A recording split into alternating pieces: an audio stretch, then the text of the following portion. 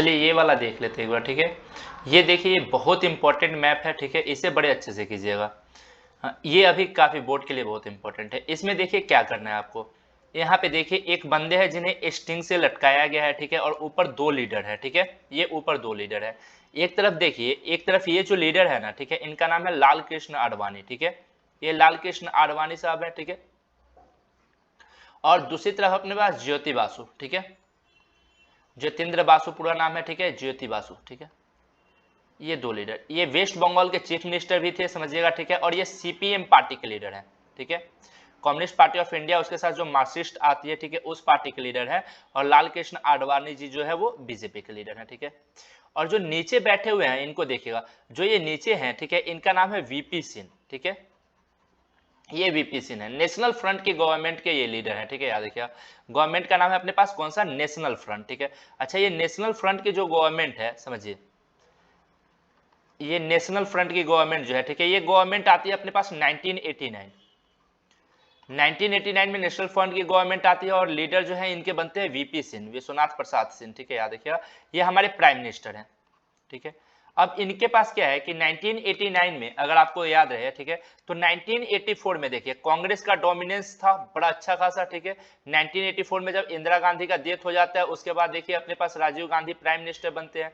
उस समय काफी अच्छा खासा सीट आता है, कांग्रेस जो है 415 सीट गेन करती है, ठीक है, 1984 में। और यही 1989 का जब फेज आता है तो कांग्रेस जो है इस समय अपना जो मेजोरिटी है वो गेन करने में लूज कर देती है।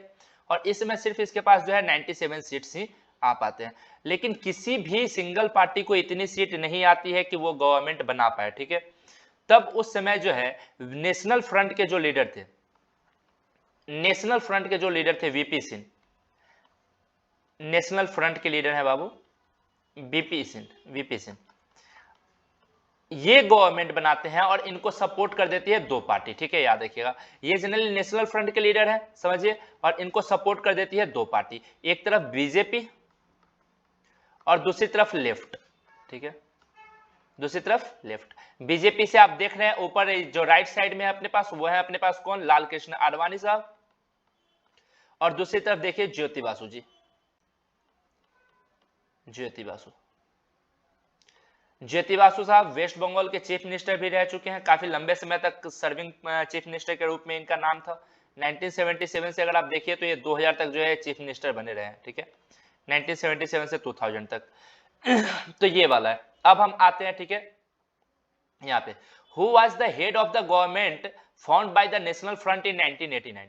1989 में जो गवर्नमेंट बनती है उसके हेड कौन बनते हैं, तो आपको यहाँ नाम से भी पता चल जाएगा कि 1989 में जो गवर्नमेंट बनती है उसके हेड जो है वो कौन है बाबू, वो हेड है अपने पास वीपी सिंह, जो अंदर है, ठीक है। याद रखिए, नाम क्या उनका, वीपी सिंह, यहाँ पे कर दिए हम वीपी सिंह। आगे देखिए, उसके बाद why was the government formed by him called a puppet government, ठीक है। क्यों, क्योंकि इस समय अपने पास नेशनल फ्रंट के पास मेजोरिटी नहीं थी टू फॉर्म द गवर्नमेंट। तो उस समय गवर्नमेंट बनाने के लिए, ठीक है, यहाँ पे दो बंदे, ठीक है, एक्चुअली जो है अपने पास बीजेपी और दूसरी तरफ सीपीआई जो लेफ्ट पार्टी थी, ये दोनों इनको सपोर्ट करती है, सिर्फ इसलिए सपोर्ट करती है ताकि वो कांग्रेस को सत्ता से बाहर रख सके, ठीक है। इसलिए इसे पपेट गवर्नमेंट के रूप में बोला गया, क्योंकि मेजोरिटी नहीं थी और इन दोनों ने इनको मदद की थी गवर्नमेंट बनाने में। तीसरा, आइडेंटिफाई द अपने पास puppeteers pulling the string and the political parties belong to, आपको बताना है दो बंदे कौन कौन से हैं, तो ये बता दिए, लाल कृष्ण आडवाणी साहब है, दूसरी तरफ ज्योति बासु साहब है, ठीक है। और ये लाल कृष्ण आडवाणी साहब बीजेपी से, ज्योति बासु साहब सीपीआई-एम से, ठीक है। Does the cartoon refer to a puppet government, 100% ये पपेट गवर्नमेंट के रूप में है, क्योंकि यहाँ पे गवर्नमेंट के पास खुद की मेजोरिटी नहीं है, और मेजोरिटी नहीं है तो इसलिए यहाँ पे जो है ये अलायंस गवर्नमेंट बनाते हैं, ठीक है। ये अलायंस गवर्नमेंट बनाते हैं और जहां पे जो है दो पार्टी इनको सपोर्ट करती है सिर्फ, ठीक है, और तब जाके इनकी गवर्नमेंट चलती है। Describe the role of such government in Indian democratic setup, आपको ऐसे गवर्नमेंट का जो है रोल बताना है कि हमारे डेमोक्रेटिक सेटअप में जो है ऐसे गवर्नमेंट का क्या रोल रहा है, ठीक है। तो यहाँ देखिए, यहाँ पे the role of puppet government in Indian history, पहला, द गवर्नमेंट में बिकम अनस्टेबल, हमारी गवर्नमेंट जो है वो अनस्टेबल हो जाती है, पहला पॉइंट ये हो गया अपने पास कि गवर्नमेंट स्टेबल नहीं रहती है, गवर्नमेंट अनस्टेबल हो जाती है। दूसरा, it will weakened the functioning of democratic setup, हमारे यहाँ जो है डेमोक्रेटिक सेटअप का जो फंक्शनिंग है वो कमजोर हो जाता है। तीसरा, generally compromise are made on the policy decision. क्योंकि देखिए अब जनरली अपने पास क्या है कि यहाँ पे जब अपने पास गवर्नमेंट बनी है, यहाँ पे जो अपने पास गवर्नमेंट बनी है, तो इस गवर्नमेंट में क्या है कि इनके पास क्लियर मेजोरिटी नहीं है ना, तो जो डिसीजन है उस डिसीजन को बीजेपी और लेफ्ट अफेक्ट तो करेगा ही 100%, क्योंकि इन दोनों के वैसाखी से ही, इन दोनों के सहारे से ही क्या कर रही है, ये गवर्नमेंट रन कर रही है। तो ये जनरली हमारे डेमोक्रेसी को काफी कमजोर कर देता है अगर पपेट गवर्नमेंट होता है तो, ठीक है। What is meant by support the government from outside? अगर देखिए support the government from outside का मतलब क्या है, ये एक तरीके से अलायंस पॉलिटिक्स है।